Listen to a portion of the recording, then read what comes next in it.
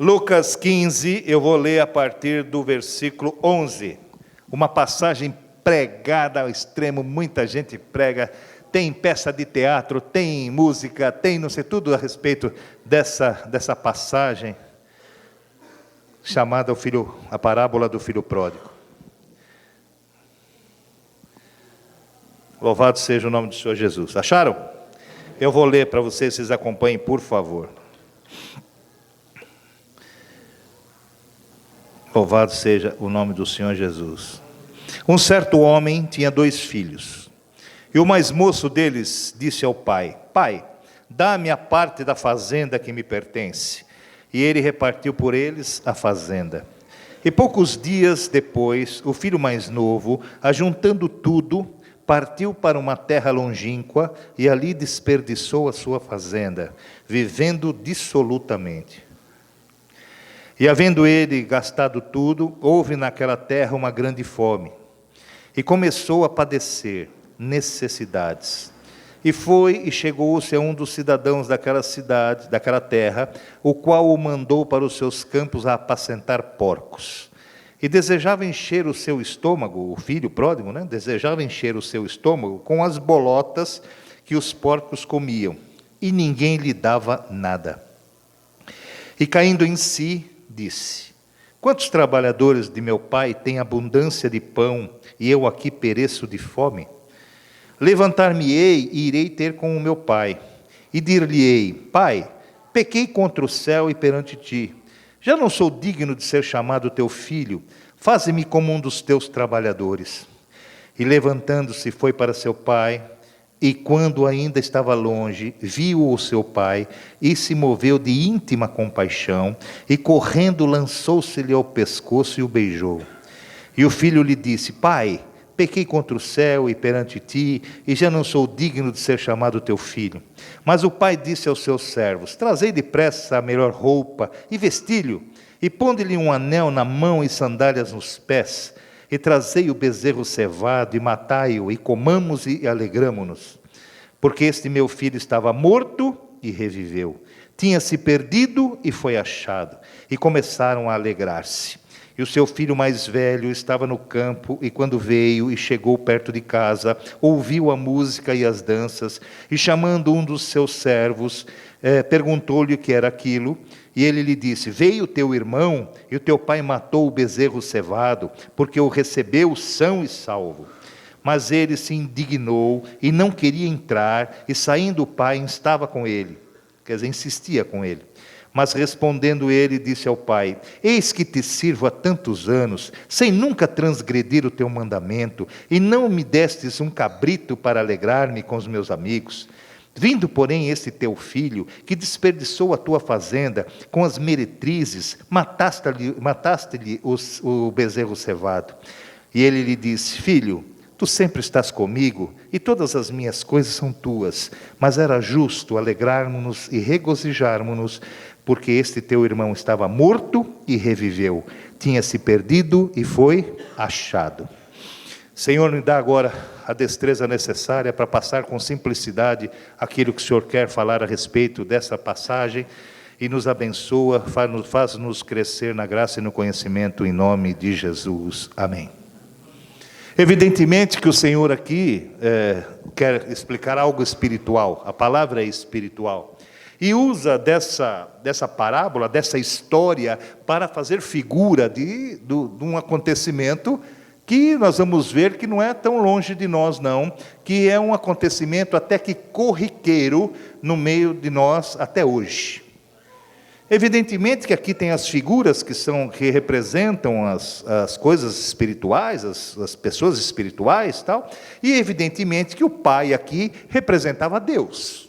O pai representava o Senhor, Os filhos, meus irmãos, eles são 2 filhos completamente diferentes, que representam 2 tipos de cristãos, e nós vamos abordar um pouquinho de cada um, Esses 2 filhos também representam 2 tipos de igreja, ou pelo menos de postura da igreja, Começa quando o filho mais novo reclama a sua parte na herança, e o pai concede e ele parte para uma terra longínqua. Isso está no versículo número 13, né? Ele diz assim, vou ler aqui novamente, vamos parte por parte, diz assim, o mais moço deles disse ao pai, pai, dá-me a parte da fazenda que me pertence.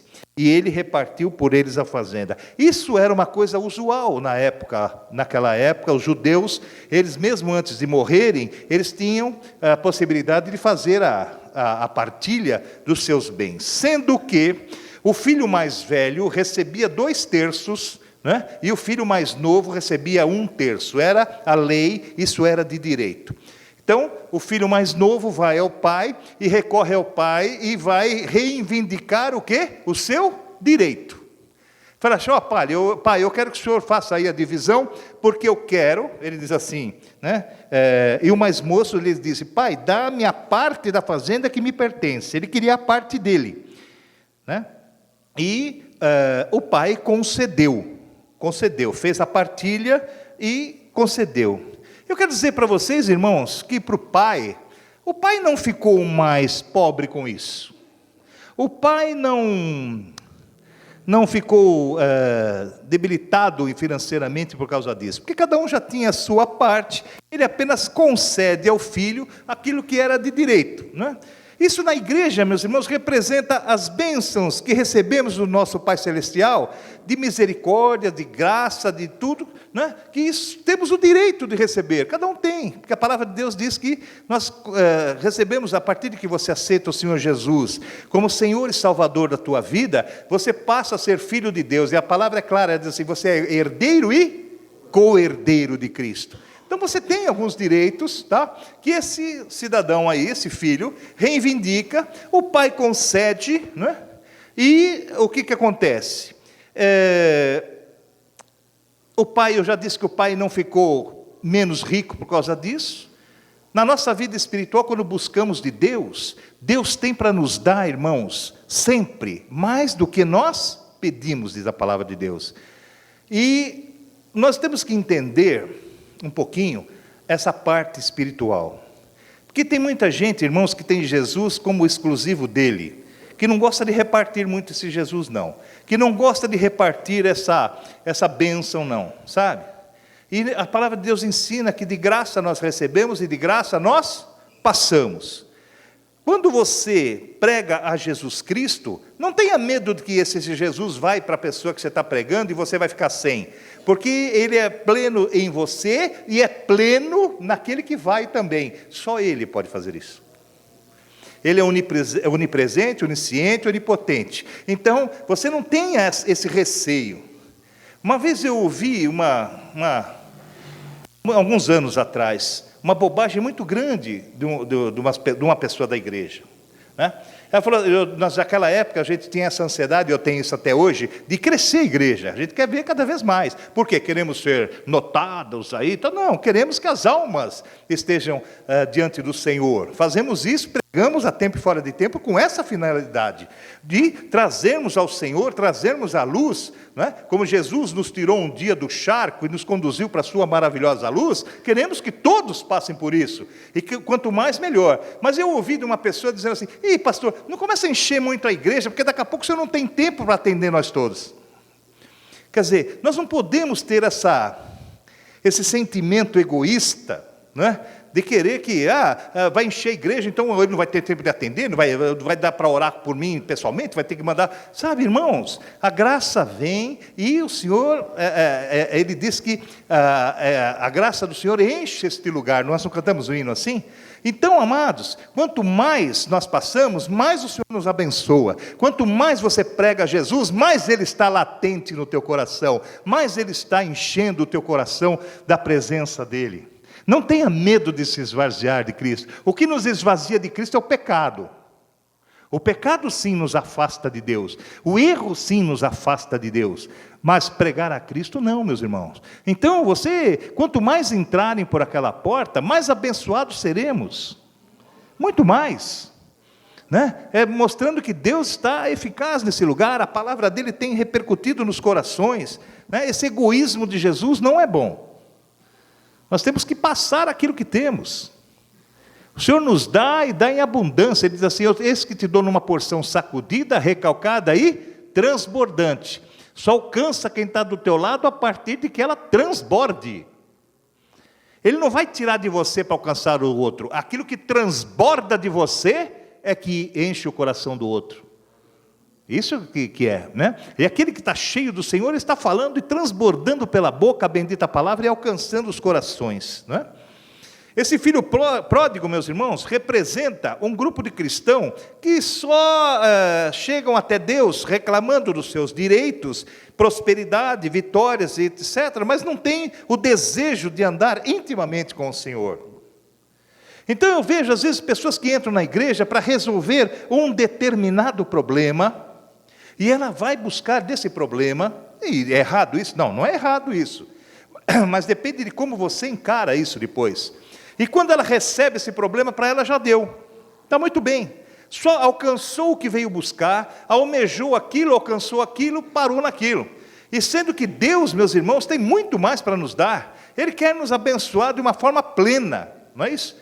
Então as pessoas vêm e começam a reivindicar. Crente velho de igreja faz isso. Senhor, eu não sou teu... Ele quer as vitórias, ele quer reivindicar os seus direitos, nunca os deveres. Senhor, eu não tenho estado aqui, eu não louvo na tua casa, eu não estou no teu culto, eu não sou dizimista, eu não sei. Começa a jogar em face de Deus tudo que você é, não é? Para que Deus venha te abençoar. Quando nós deveríamos falar: Senhor, tem misericórdia, porque nós somos pecadores, nós somos perdidos no pecado, né? Sujos, tá? Na imundícia desse mundo, estamos aí capengando, estamos nas trevas. O Senhor nos oferece tudo isso de graça e pela graça, né? Mas achamos de reivindicar as coisas do Senhor. Quantas vezes a gente vai orar e fala: Senhor, sou teu filho, como quer dizendo, ó, faz aí, eu tenho direitos. Mas será que nós estamos nos nossos deveres também? Porque tudo, meus irmãos, uma aliança, um concerto, tem as duas partes, os deveres e os direitos, tá? O mundo, Deus amou o mundo de tal maneira, para todo aquele que nele crê. Ele amou o mundo inteiro, mas só vai ter vida eterna aquele que nele crê, como foi pregado na quinta-feira aqui. Então nós temos a nossa parte a fazer, né? Eles não têm desejo de andar intimamente com o Senhor, eles só querem as bênçãos. Esse filho só almejava aquilo que o pai tinha para lhe dar, né? Esse filho pródigo deve ter começado bem, com as suas intenções, ajudando o pai durante algum tempo. Era igual a muitos seguidores de Cristo que se alegram quando chegam na igreja, que têm um encontro com Deus. Dizem que o Senhor faz tanto por mim, que tudo, e são agradecidos até um certo ponto.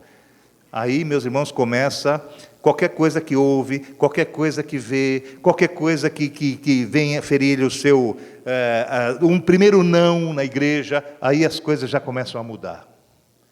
Eu vejo que esse homem cuidou dos seus filhos de igual maneira. Igual maneira. Foi justo quando repartiu as suas riquezas lá, os seus bens, né? Mas, meus irmãos, quantas vezes... Tem gente que vem e fala: pastor, a gente sempre na família tem uma ovelha negra. Fala assim, não fala assim? Sempre tem um problema, sempre tem. Acho que toda família tem. E nós, a primeira coisa que pensamos é o seguinte: foi criado igual, teve as mesmas coisas, por que um sai tão diferente do outro? Porque há diferença nos corações, irmãos. Porque os corações não são iguais. Porque os sentimentos não são iguais. Mesmo, não há um versículo que diz: saíram de nós, mas não eram nossos.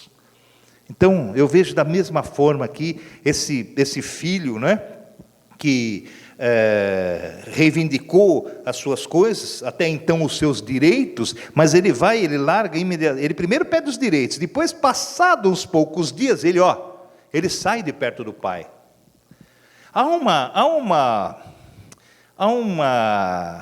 um pensamento moderninho agora, tudo isso já vem dos Estados Unidos, em que o cidadão com 18 anos tem que morar sozinho, já tem que ter a sua autonomia, já tem que largar pai, mãe e tal. Eu quero dizer para vocês que isso não é bíblico, irmãos. A palavra de Deus diz assim: deixará, né? O que deixará? Seu pai, sua mãe, deixará sua casa, se unirá à sua mulher, serão ambos uma só carne, ele está debaixo da telha do pai ainda, ele está debaixo da autoridade do pai. Enquanto você é solteiro, você está, mas eu já sou um cara, já que tenho, sei lá, barba na cara, não precisa. Não, mas quem disse que isso aí dá isenção de você honrar o teu pai e sua mãe? Então, amados, sabe, essa vontade de morar sozinho e tal, ele pegou e reivindicou o que era de direito. Passado alguns dias, ele pegou e foi embora. E a palavra de Deus diz que ele começou a gastar esse dinheiro de uma forma dissoluta, quer dizer, sem nenhum critério. Por quê? Porque o mundanismo estava no seu coração, porque os desejos e os prazeres dessa vida ainda não tinha entrado no seu coração, aliás, não tinha saído do seu coração, ele estava propenso a isso, sabe, amados? Parece que a criança, o jovem, mas todo mundo passa por isso, e nós precisamos dosar isso na nossa vida. Eu lembro, meus irmãos, que na época, a gente não via a hora de fazer 18 anos, né? Para poder dirigir, para poder entrar em filme proibido, né? A gente queria de qualquer maneira. Naquela época, eu me converti com 25 anos de idade, mas naquela época, eu já era grandão com 16, com 15, eu me gabava que eu entrava nos cinemas, né? Fazia cara de mal e entrava, ninguém pedia documento para mim. Então os amigos ficavam tudo, né? Tinha um camaradinha baixinho, nada contra os baixinhos, mas ele era baixinho, já veinho e tal, e todo mundo pedia documento para ele e eu passava direto, ele queria guerra, sabe? Quer dizer, a aparência, mas eu estava preparado para aquilo? Não estava preparado para aquilo, é a ansiedade. Né? A ansiedade do jovem sair debaixo do domínio do pai e da mãe, porque acha que ele vai ser livre, olha irmãos, vai meter o pé pelas mãos, vai dar trabalho, vai quebrar a cara, é isso que vai acontecer, porque nós precisamos da orientação sim, nós precisamos de estar debaixo da autoridade sim, nós precisamos estar debaixo daquilo que é autoridade espiritual e física na nossa vida, que são os nossos pais. Há uma vontade da libertação, uma libertação para serem, para a liberdade e para a libertinagem, para fazer o que quer, sabe, amados? E depois vai se arrepender mais tarde, como nós vamos ver aqui na história, mas aí, até então, amados, até então você quer mais a liberdade. Marca aí, vamos abrir lá em Romanos 6, depois nós vamos voltar aí, hein? Marca com o seu dedão aí, o que você quiser, o papelzinho, que nós vamos voltar nele aí. Romanos 6. Espera aí que está caindo os papéis aqui. Romanos capítulo 6, eu vou ler o versículo 1 e 2, diz assim: Que diremos, pois? Permaneceremos no pecado para que a graça seja mais abundante? De modo nenhum. Nós que estamos mortos para o pecado, como viveremos ainda nele? Então, amados, aqui o Senhor está dizendo da graça, porque muitos acham que a graça veio fácil na nossa vida, a graça, e veio mesmo, porque ela veio de graça para nós, mas a graça não veio para você encobrir os seus pecados, a graça veio para que a tua vida seja mudada, para que haja uma transformação. Eu na quinta-feira, e a igreja tinha bastante gente, graças a Deus, e se você não veio, você perdeu um grande dia de oração. Na quinta-feira, eu fiz esse comentário e me permita repeti-lo rapidamente. Sabe, há uma noção de que, sabe, Deus é bom, Deus é piedoso, Deus é misericordioso. Então você vê uma igreja, irmãos, que é composta por homossexuais, eu não tenho nada contra eles, eu tenho a favor que eles possam se converter e serem abençoados, mas a Bíblia, a palavra de Deus é que condena, não sou eu. Mas eles fazem, a igreja fala assim, mas nós estamos aqui, mas nós somos amados de Deus, Deus nos ama, e vocês não amam. Como não amamos? Claro que amamos. Deus não ama, esse pessoal ama, Deus não ama o ladrão? Ama. Não ama a prostituta? Ama. Não ama o homossexual? Ama. Não ama, sei lá, o adúltero? Ama. E eu dei um exemplo e vou dar esse exemplo novamente. Você tem um filho, e você ama teu filho como eu amo o meu, você deve amar os seus, cada um, né? E o que acontece? O seu filho infringe a lei em alguma coisa e ele vai preso. Ele está lá na cadeia, merecido? É outra história, mas fez alguma coisa errada, está lá pagando alguma coisa para a sociedade. Ele está na cadeia. Você deixou de amar seu filho? Não. Você continua amando ele como filho, só que ele está preso. Você continua a ter o seu coração voltado para Ele, mas só que Ele está lá em cana, pagando aquilo que Ele deve. Você está preso. O teu amor não liberta Ele de pagar o que Ele deve. É isso que eu quero te dizer. Se não a mãe chorando, que elas têm um monte, que elas vão lá na porta do presídio e choram e tal, os caras, a mãe está chorando, libera ele. Não, não é assim. Deus ama do mesmo jeito e continua amando do mesmo jeito. Então, Deus ama esse pessoal? Ama. Só que amar é uma coisa e a salvação é outra. Eles podem serem amados e amados para os quintos dos infernos, amado por Deus. Deus continua, Deus não retirou o amor deles. Mas Ele não pode ir contra a palavra, Ele não pode ir contra aquilo que está estabelecido. Estão me entendendo o que eu estou dizendo, irmãos? Então não é porque Deus é amor, é que tudo vai acabar em pizza. Não vai. Não vai. Todos no final, todos vão ser salvos, porque a misericórdia, Pai, o que o Senhor colocou na minha mão, de maneira nenhuma eu os lançarei fora. Exatamente, Ele não lança fora ninguém, nem eu, nem você, nem ninguém. É nós que pulamos fora. Nós é que pulamos fora da mão dEle. Nós é que saímos do caminho. Nós é que nos desviamos da verdade. Nós é que passamos a meter o pé pelas mãos e perder o equilíbrio. E Deus, Ele continua nos amando, porque Deus é amor. Mas mesmo amando, irmãos, Ele não pode fazer nada se você não tomar uma atitude. Tanto é que o pai continuava amando, que vocês vão ver daqui a pouco, ele volta e o pai o recebe, amando. Mas enquanto ele estava lá querendo comer as bolotas dos porcos, Deus não podia fazer nada, porque tinha dado o que lhe era de direito. Concedeu a salvação a todos que nele crê. Estamos aí. Mas se jogamos isso ou temos isso como pouca coisa, jogamos e preferimos as coisas mundanas do mundo, é um livre-arbítrio. Deus continua nos amando, mas perdidos. Então não mistura o amor de Deus com a conivência de Deus nos nossos erros. Porque Deus não tem comunhão, né, com o pecado. A igreja com Belial, não temos. Então, uma coisa é uma coisa, outra coisa é outra coisa. Então, não é porque Deus nos ama que tudo pode. A mulher, a mãe, continua amando o filho lá, mas ela reconhece que ele está pagando o que deve, ela reconhece que ele errou. O que vai fazer? Mas o amor de Deus é incondicional. Está certo? Os homens ainda ficam aborrecidos. Tem umas mães que entregam os filhos para... Mas até estão fazendo bem para o cidadão acabar não morrendo. Mas isso é outra coisa social. Eu estou falando da parte espiritual. Ele continua nos amando, mas não convém ao servo de Deus o erro. Não convém ao servo de Deus o pecado. Porque até Jesus, quando puxou nele todos os nossos pecados, quando Ele absorveu nele todas as nossas mazelas, houve escuridão, e Ele mesmo declarou: Pai, por que me desamparaste? Porque naquele momento o pai, que ele tinha falado que eu e o pai somos um, naquele momento o pai tinha afastado, por causa do pecado. O pecado nos afasta de Deus, não tem como escapar dessa frase, irmãos, tá certo? Não tem como, tá? Esse jovem, ele guardou todas as riquezas que recebeu do seu pai, convenceu a si próprio que estava seguro, ele achou que aquele dinheiro ia dar tudo para ele achou que aquele dinheiro resolvia toda a sua situação.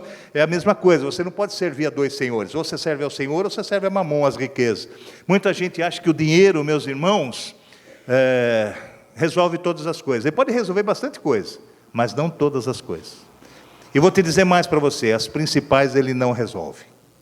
Ele não resolve, né? Mas esse jovem estava enganado, como sempre.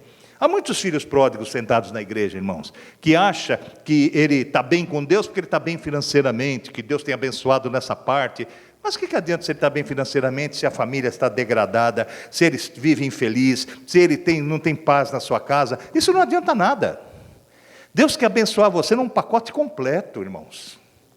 É a plenitude do amor de Deus na nossa vida. É o completar das nossas coisas nas coisas de Deus. Está entendendo? Então, amados, é isso que nós devemos... O verdadeiramente convertido, ele entende isso, que tudo na vida dele é equilibrado, porque ele tem um fruto do Espírito, uma característica dele, que é a temperança, que traz o equilíbrio das coisas, não é? Esses cristãos que ficam glorificando só na mensagem, né, do perdão imerecido. A gente não merece, mas Deus nos ama, o perdão imerecido. Então, mas Ele nos perdoa, mesmo a gente não merecendo. É verdade. Nós não merecíamos, mas Ele nos concedeu.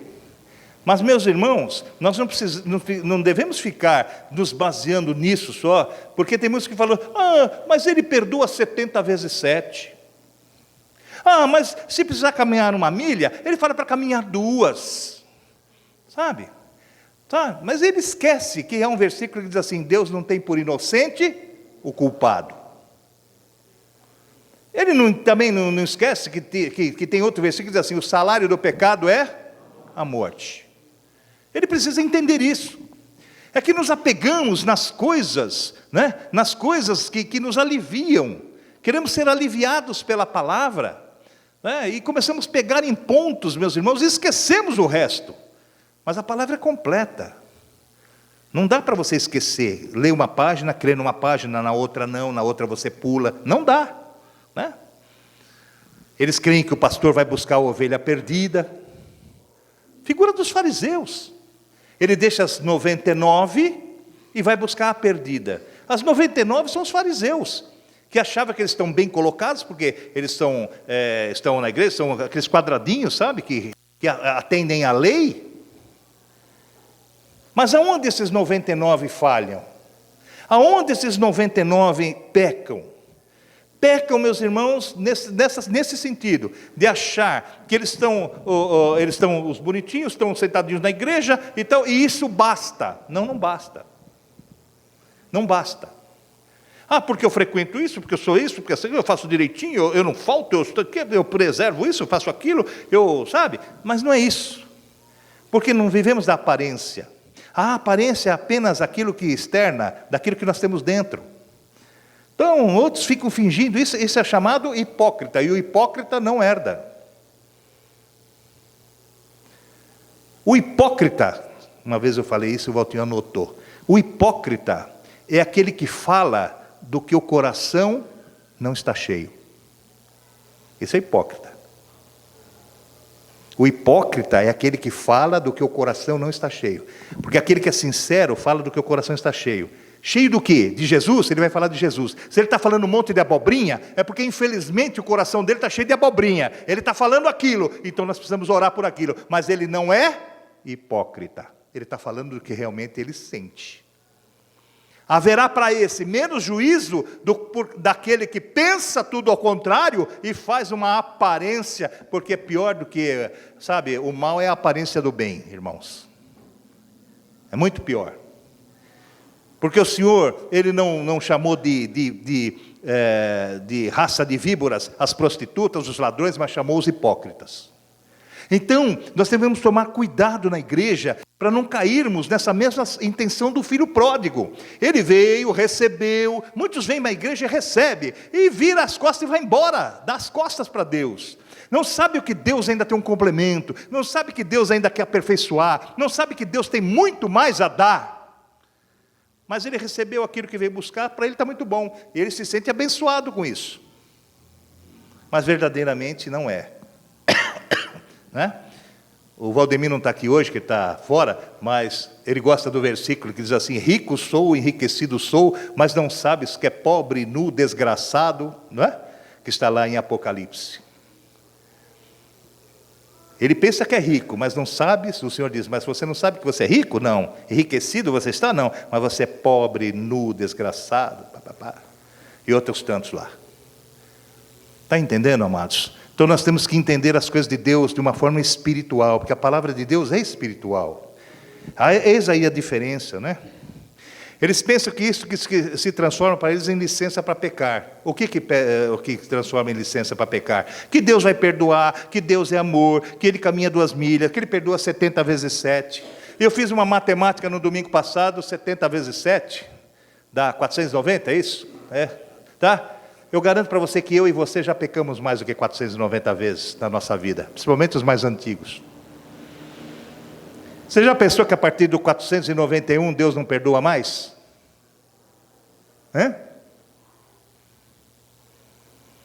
O perdão dele é muito maior do que isso.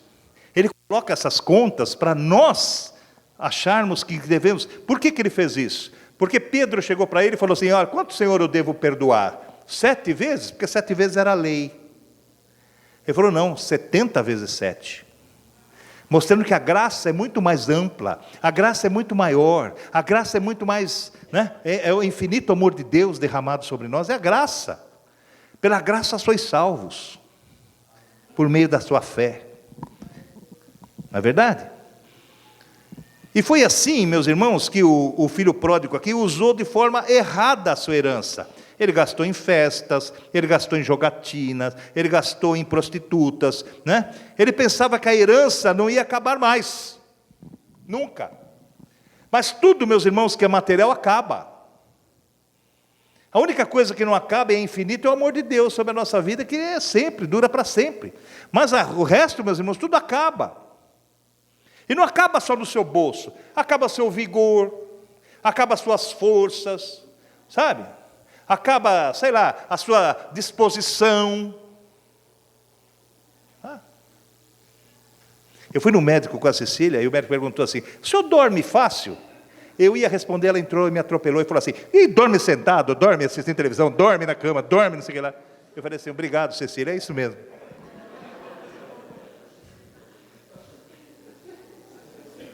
Né? Eu não dormia antes não, viu, irmãos? Mas agora durmo, pô, encosto, né? Eu sei todos os filmes pela metade, o resto eu não sei como é que acaba. Eu sei o começo deles todos. Só dor, tá, é evidente. Eu nunca tive 61 anos, agora eu tenho. Tem que dormir, não é verdade? Entende o que eu quero dizer, irmãos? Tudo passa. E a gente pensa que não, mas passa. E vou te dizer uma notícia triste: passa rápido.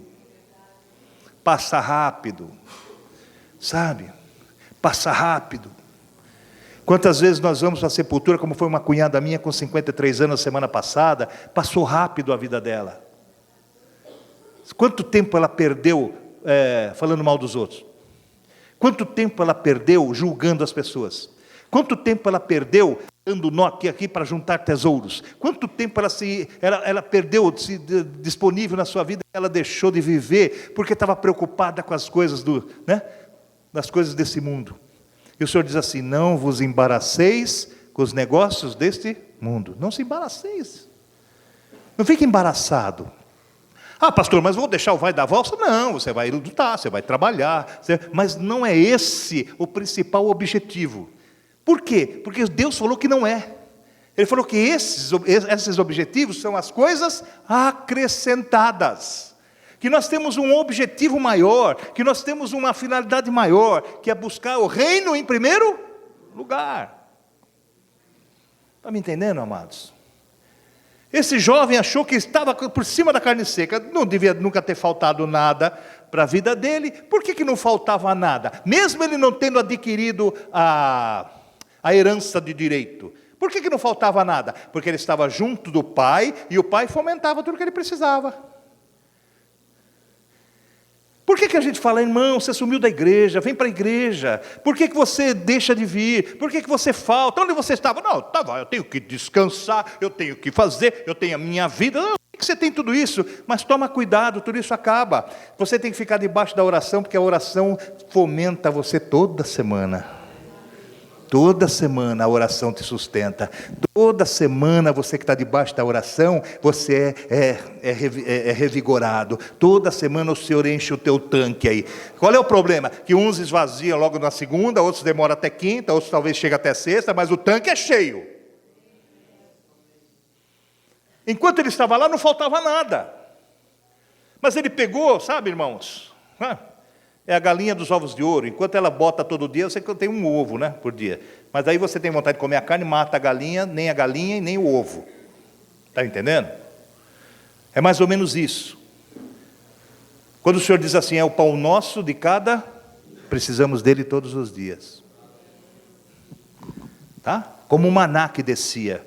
E quando eles queriam, por preguiça, ou por alguma vontade de se ajuntar para si coisas melhores, ou de fazer alguma reserva tal, eles ajuntavam o maná. Por outro dia o maná acontecia o que com o maná? apodrecia. Por quê, hein? Porque a promessa do Senhor não era falar assim, guarda o maná, faz estoque do maná, faz prateleiras de maná, põe o maná debaixo do colchão. Não, ele falou assim, tenha fé, porque o maná vem todo suricalabaixo, todo dia.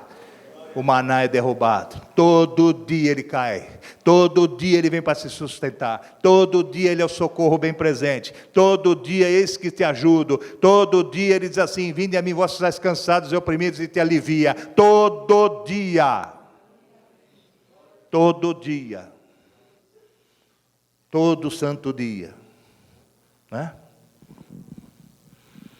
Ah, meus irmãos, quando nós desperdiçamos a graça, nós acabamos na miséria do nosso corpo, da nossa alma e do nosso espírito, sabe? Esse rapaz chegou nesse ponto. Ele chegou num ponto que ele sentiu vontade de comer o quê? As bolotas dos porcos. A comida, a lavagem do porco lá. Deus foi tão misericordioso com ele, que ele só sentiu vontade, ele não chegou a comer. Deu tempo dele ainda dar o passo para trás e voltar. Deu tempo. Porque senão ele ia acabar comendo. Naquele momento ele estava com fome e sentiu vontade. Sabe? E ele foi cair naquilo que era mais imundo para os judeus. Né? Porque o porco para o judeu é considerado imundo. O judeu ortodoxo aí não come carne de porco de jeito nenhum. De jeito nenhum. Ele não mistura esse famoso misto quente nosso aí, o misto, então não mistura de jeito nenhum. Presunto com queijo, de jeito nenhum. Ele não come, porque era considerado imundo. Espiritualmente, quer dizer que ele desceu naquilo que era pior. Ele chegou na condição pior.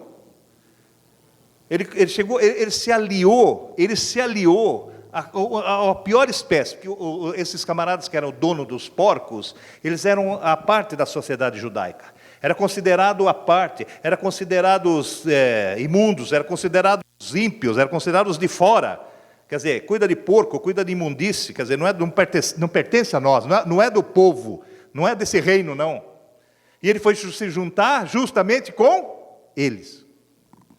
Sabe, amados, quando nós nos afastamos de Deus, aparecem para as nossas vidas, para se juntar conosco, tudo que não presta. Tudo. Quando nós nos afastamos da verdade, parece que a mentira nos cerca. A Bíblia diz assim, eles são cercados como colares. Não é isso que diz nos Salmos? E eles ficam engrandecidos com aquilo, mas aquilo acaba enforcando, sabe? Mas quando nós estamos longe de Deus, aparece tudo quanto é coisa para nos levar ao contrário. Para nos juntarmos com aquilo que não são coisas de Deus. Então é assim. Então está o camaradinha está lá no escritório, está lá na firma, está lá no trabalho, está na escola, está meio amoadinho. Sempre chega um e fala assim, você está meio assim chateadinho? Você está com essa carinha assim? Tem uma mulher aí que eu vou, daqui, você não quer ir lá? Ela vai falar a tua vida toda. O inimigo, quando vê você cambaleante, ele parte para cima de você com uma tal forma e vai te cercando de tal forma. Aparecem negócios escusos para você fazer, aparecem negócios, sabe, esses negócios a gente sempre falava assim, esses negócios da China, é isso que a gente falava? Não precisa falar mais, fala assim, esses negócios do Planalto. Não precisa falar mais da China, nós temos aqui perto. Melhor que a da China, ó. Melhor. Para quem é corrupto, melhor. Caminhões de dinheiro aí. Entende? Então o inimigo começa a te cercar. Esse aí começou, ele chegou no fundo do poço. Tem muitos crentes, meus irmãos, que chegam na pocilga, no chiqueiro espiritual. Quando começam a largar das coisas de Deus e buscar outras coisas, às vezes até dentro da igreja. Se apegar em coisas que não é pão, se apegar em coisas que não é bíblico, se apegar em amuletos, né? O povo que tem mais amuleto agora é crente. Antigamente eram os macumbeiros que tinha, agora é crente. Né? O crente tem o vidrinho da água do Jordão, tem a lasquinha da cruz, tem a terra não sei da onde, tem o lencinho, tem o chapéu, tem a meia, tem a fronha, tem tudo.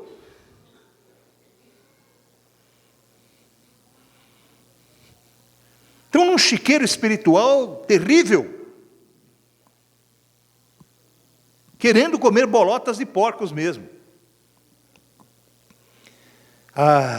Enquanto isso, meus irmãos, o pai continuava com as suas riquezas. Ele estava lá, né? Esse retorno do filho, irmãos, necessitava primeiro, olha, veja o que é necessário. O pai continuava com as riquezas, deu a parte dele, mas o pai continuou rico, certo? Estava ali na posição que ele estava. O filho vai, se perde, está lá no chiqueiro espiritual, está lá batendo a cabeça, perdeu tudo, estava querendo, sabe, ser pior do que os trabalhadores do pai, estava tudo lá. O pai continuava ali, na posição. O Senhor continua com a mão estendida, irmãos. A palavra de Deus lá em Isaías 59 diz que a mão do Senhor está estendida e nunca encolhida para te abençoar. Deus não recolhe a mão. É o filho que tirou a cabeça debaixo da mão. É o filho que saiu à deriva, né? e perdeu o prumo. Lembra dessa palavra? O prumo das coisas de Deus. Perdeu. Tá? E dependia do pai a volta dele. Não dependia do pai mais. Porque o pai tinha dado tudo. O pai tinha dado o que era de direito. O pai continuava com a mão estendida. O pai não deixou de amá-lo. Essa volta dependia de quem? Dele. Essa volta dependia exclusivamente dele. Essa conscientização, que eu digo, do pecado. E isso acontece por causa do Espírito, que veio para nos consolar e também veio para nos convencer, obrigado, Walter, convencer do pecado e do juízo, para nós constatarmos isso.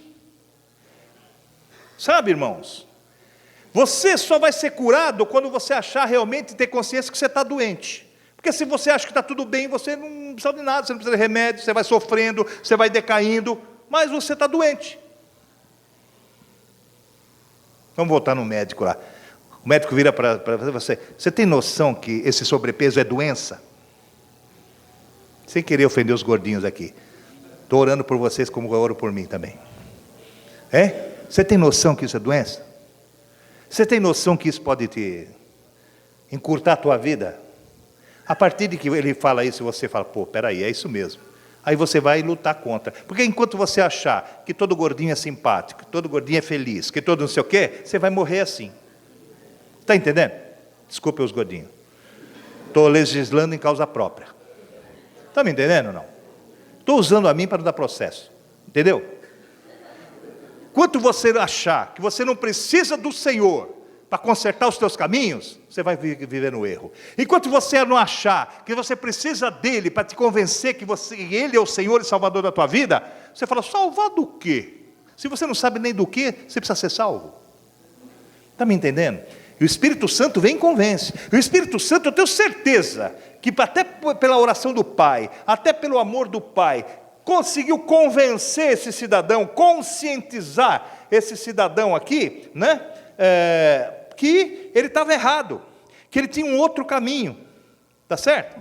Tanto é, deixa eu voltar lá no texto, perdão, tanto é, meus irmãos, que ele vem no 17, 19 aqui, ele diz assim, ó, e caindo em si, olha o 17, ele precisou cair em si, quer dizer, ele precisou se conscientizar, falar, peraí, errei, o que eu estou fazendo aqui?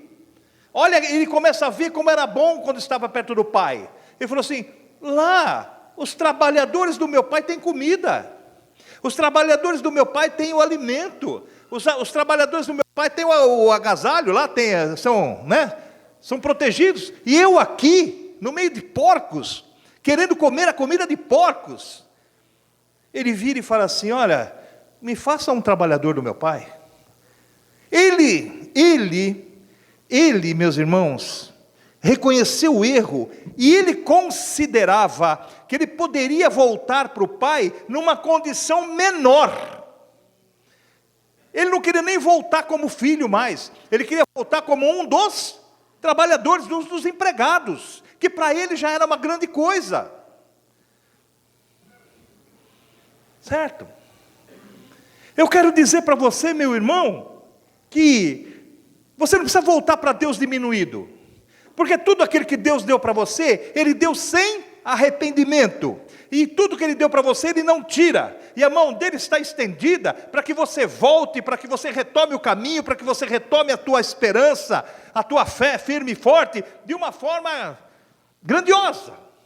Tanto é que quando Ele sinalizou que ia voltar, o pai de longe viu e correu para ele, beijou, abraçou e beijou ele, e falou assim: não, você vai voltar, mas olha, filho, você vai voltar, mas você vai ficar lá no ranchinho com os empregados, você vai comer a comidinha dos empregados. Não, o que o pai pediu? Imediatamente, ele falou assim: traga a roupa, traga a sandália, traga o anel, traga tudo. Era dele. Aquilo que é teu ninguém vai tirar, irmãos. É você que joga fora, é eu que jogo fora. Porque se a gente quiser retomar, se a gente quiser estar firme nas coisas de Deus, Deus não se arrepende de nada. Está aí para retomar o teu lugar, certo? Mas eu garanto, meus irmãos, que esse moço voltou e foi recebido pelo pai. E aí começa a restauração. A partir do 20 é a restauração, ó. E levantando-se foi para seu pai, e quando o pai ainda estava longe, viu seu pai, se moveu de íntima compaixão. Lembra quando Jesus se movia de íntima compaixão? Já preguei isso aqui. E correndo lançou-se ao pescoço e o beijou, e o filho lhe disse: pai, pequei contra o céu e perante ti, já não sou digno de ser chamado teu filho. Mas o pai disse aos servos: trazei, tira essa ideia dele, trazei depressa a melhor roupa e vestir, ponha o anel na mão, a sandália nos pés, e traz o bezerro, porque o alimento ainda continua forte aí. Está me entendendo? Às vezes nós nos aborrecemos com Deus, e às vezes fazemos tantas coisas erradas, que não temos cara de voltar.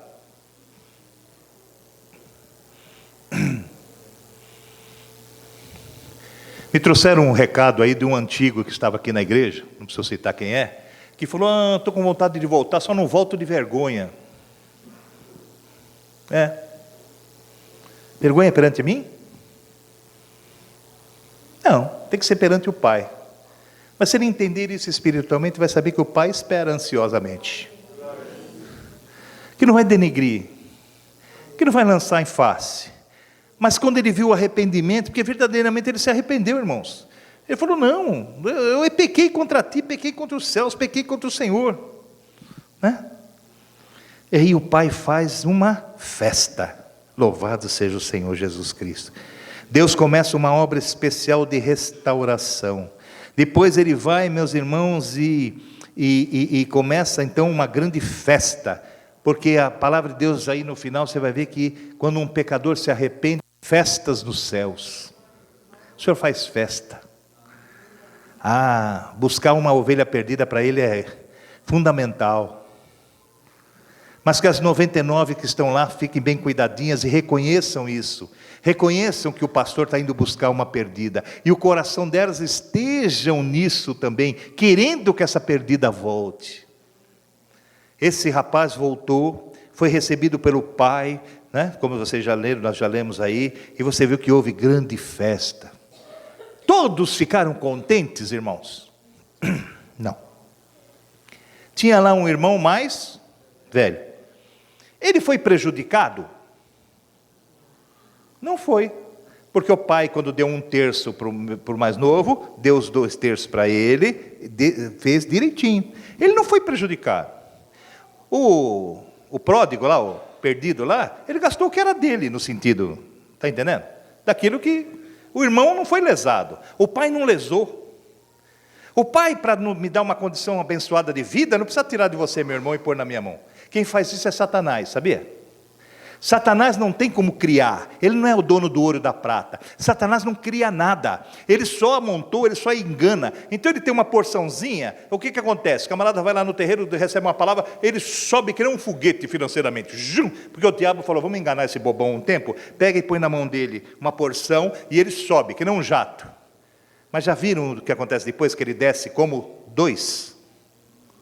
Por quê? Porque o diabo precisa tirar da mão dele para enganar outro. Então ele tira daquele, porque ele não fabrica nada, ele não cria nada. E ele engana, e ele pega e põe na mão do outro. E ele vai fazendo isso e vai enganando vários. Então sobe, desce, sobe, desce, sobe. Deus não, irmãos. Deus, ele deu a porção para o mais novo e deu para o mais velho total. Ele não precisa tirar de mim para dar para o irmão, do irmão para dar para ela, dela para dar para o irmão, nada disso. Ele tem para todos. Ele tem para todos. Estão me entendendo? Eu vou para meu Pai, vosso Pai, vou preparar-vos morada. Onde eu estiver, vós estejais comigo lá. Nós temos cada um uma lá. Não vai ter montoado de gente, não. Cada um tem o seu. E Ele tem para todos.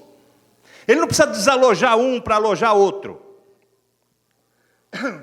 Ele não precisa subtrair de um para somar para outro. De maneira nenhuma. Ele tem o suficiente para todos. Está certo? Mas esse, meus irmãos, ficou chateado, o irmão mais velho. Vamos ver o que acontece aqui? Vamos lá.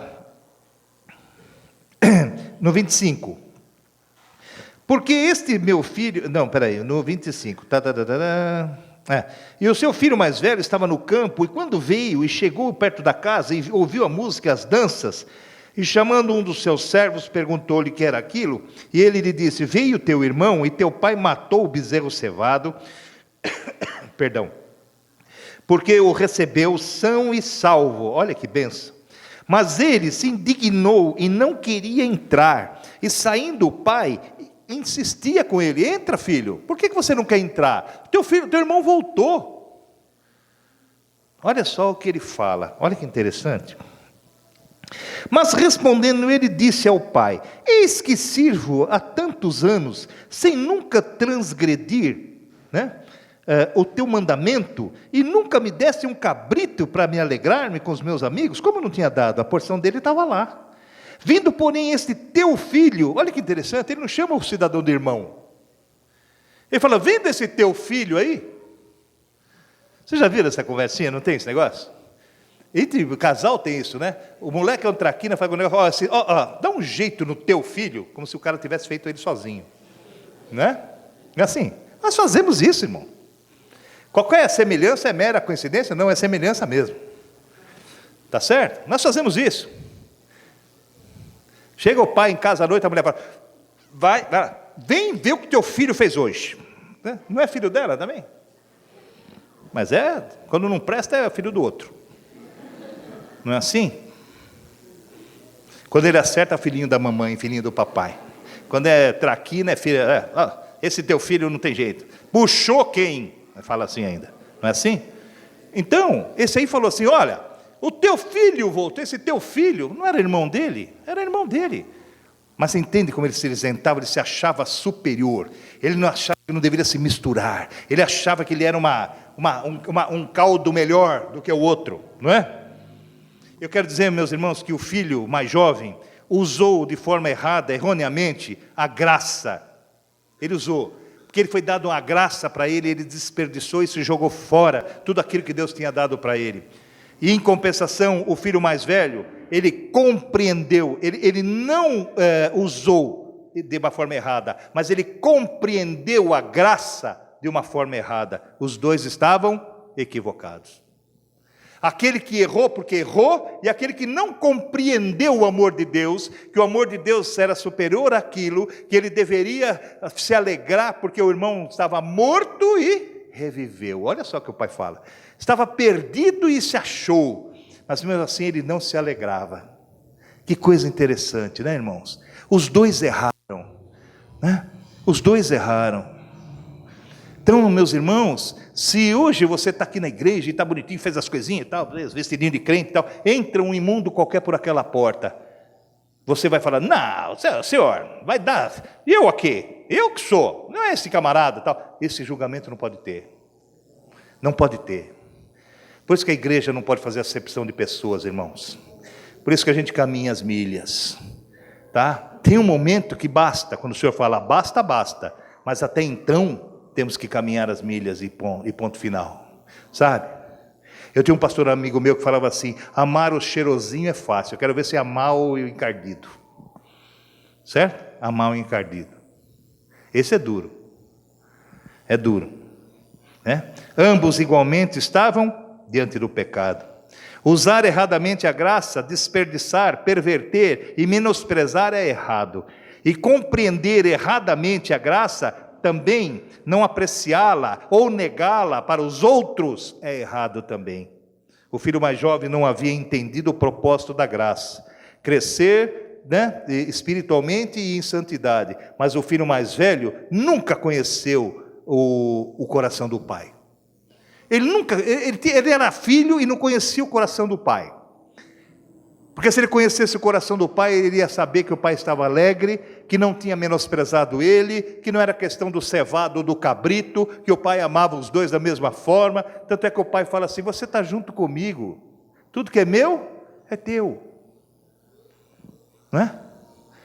Então, amados, trazendo para a igreja hoje, nós temos que compartilhar isso, em saber que temos que orar pelos mais fracos, temos que buscar isso.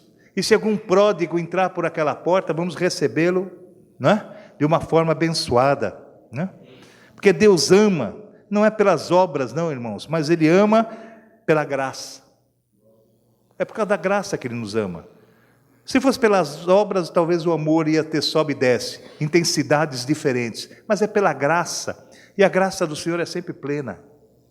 Ele vai nos amar, não vai ser conivente com o erro, não vai deixar de aquele que errar, porque o que você plantar, você vai colher. Mas, amados, é sempre tempo de você querer voltar. É sempre tempo de você entender que Deus não vai diminuir o teu cargo de filho. É sempre tempo de você entender que a mão de Deus está estendida para você. Toma cuidado.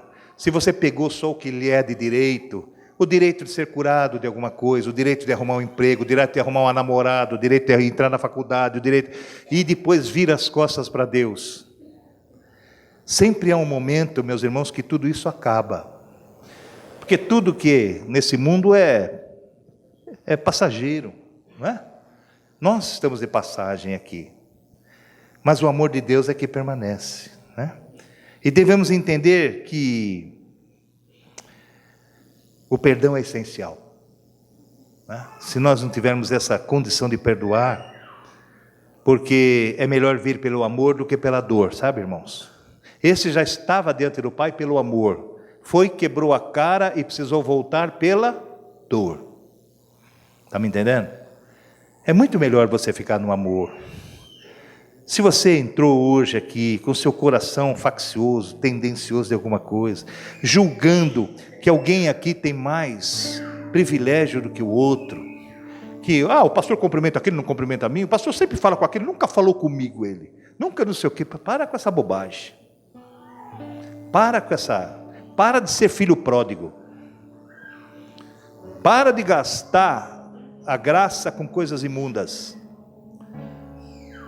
mas entra pelaquela porta com a convicção que você veio buscar uma bênção, e o Pai tem para te dar, muito mais do que teu direito, muito mais, porque ele voltou, o direito dele já tinha gastado, o Pai tinha mais para ele. O Pai tem sempre mais para aquele que está diante dele, para aquele que reconhece, para aquele que busca. Por isso que ele diz que quem busca acha, quem bate lhe é aberto, sabe? Porque sempre tem o que buscar, sempre tem o que almejar de Deus, porque Deus é fiel e verdadeiro, e Ele é acima do que precisamos. Ele nos dá mais do que, Ele nos surpreende sempre. O amor de Deus é surpreendente na nossa vida. Mas tudo isso ensina, meus irmãos, que a graça é dada, mas você pode jogá-la pela janela. Mas se você verdadeiramente se arrepender, e essa palavra é fundamental, o Senhor está de mãos estendidas para você, sem julgamento. E aquele que faz o papel do irmão mais velho, que sempre foi o certinho, entenda que nós fizemos isso pela graça também, e que Deus não nos desampara também, que é muito melhor. Quem sofreu mais? Quem sofreu mais foi o que se perdeu, que teve vontade de comer bolota de porco. Aquele outro certinho que estava lá, continuou no bem bom, irmãos. Ele continuou com tudo que ele tinha. sabe? Esse camarada fez tudo errado, agora volta dando uma de santinho. Graças a Deus. Sabe por quê? Porque ele experimentou o que é querer comer a bolota do porco, mas Deus nunca deixou de te dar o pão para você bonitinho, todas as vezes. Então, muita gente fala assim, então é melhor sair da gandaia. Não, irmão, esse sentimento desse pródigo, misericórdia. É melhor você ficar como o mais velho, né? Nem um nem outro, mas na posição, eu digo, sem julgar o outro. Né? Tudo isso acontece na igreja de hoje. Isso é a figura da igreja de hoje. É a figura dos julgamentos errados, a figura daqueles que não querem repartir o pão, sabe? Até para o inimigo o Senhor tirou da boca dele o bocado molhado e deu para ele. Pararam para pensar nisso? A última chance dada a Judas foi quando ele falou assim, quem é? Ele falou, a quem eu der o bocado molhado, e deu para ele. Quando Deus estende para você, é para você pegar e mudar, é para você pegar e se transformar, mas não aconteceu isso. E ele pegou e ele não, você sabe que Judas não participou da ceia não, hein? Vocês olhem lá que ele saiu antes. O inimigo não participa da mesa do Senhor, viu? O inimigo é roda de escarnecedor, é outra história. Na mesa do Senhor ele não participa não. E foi dada a chance para ele até o último momento. Mas daí quando o Senhor viu que ele não tinha jeito, falou assim, ó, o que você tem que fazer, faz depressa. E ninguém entendeu, mas ele entendeu bem.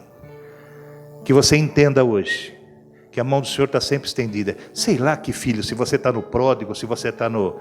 ou se você não está em nenhum, sei lá, não sei hoje. Mas eu quero orar hoje, não vou fazer apelo para levantar um ou outro não.